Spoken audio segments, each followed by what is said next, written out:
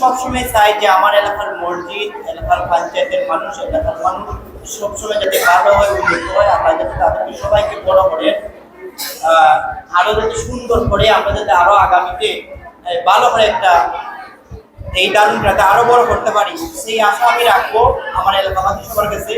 তবে তার মাধ্যমে আরেকটি একটি কথা আমি বলতে হয়, যদি না বলে তাইলে হয় না। আপনার এসে গিয়া কথাই আছে যে বলে আপনার এসে কি যে মা বাবা বানায় বুধ আর শিক্ষকে বানায় ফুল। মানে এটার অর্থ হয়েছে কি যে মা বাপে যে বুধ বানায়, মা বাপের ছেলে সন্তান জন্ম দিলে সুশিক্ষা যদি শিক্ষিত হতে হয় তাহলে উস্তাদ লাগে, যে উস্তাদের মাধ্যমে যে সুশিক্ষিত হবে ওই ছেলেটারে আপনি যে উস্তাদে পারফেক্ট বানাবে।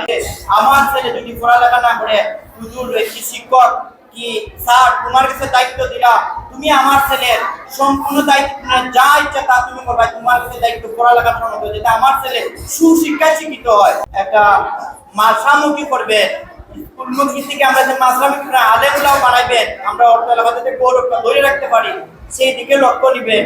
আর দেখেন বিভিন্ন এলাকাতে আপনি তাকায় দেখেন আলেমুলামা কিন্তু হয়ে গেছে, কিন্তু আমার অর্থ এলাকার দিকে হয় নাই।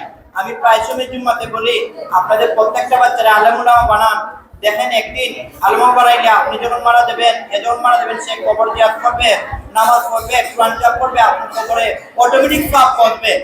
আজকে আমাদের বিদায় অনুষ্ঠান, এই অনুষ্ঠানের মাধ্যমে আমরা মেসেজ দিতে চাই যাতে আমরা আগামীতে আরো সুন্দর করে আপনাদের এলাকার যারা ছাত্রছাত্রী আছেন, আপনারা যারা গার্জেন আছেন, সবাই সব ছাত্রছাত্রী দিবেন।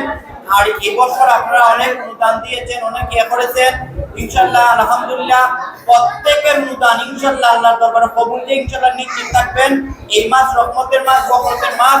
আপনারা যারা দারুল কিরাতে এবং তারাবি নামাজের বিভিন্ন মসজিদে সাহায্য করে আছেন, ইনশাআল্লাহ আল্লাহ যাতে প্রত্যেকের দানকে কবুল করেন, মঞ্জুর করেন, এই আশা ব্যক্ত করে আমার বক্তব্য শেষ করব।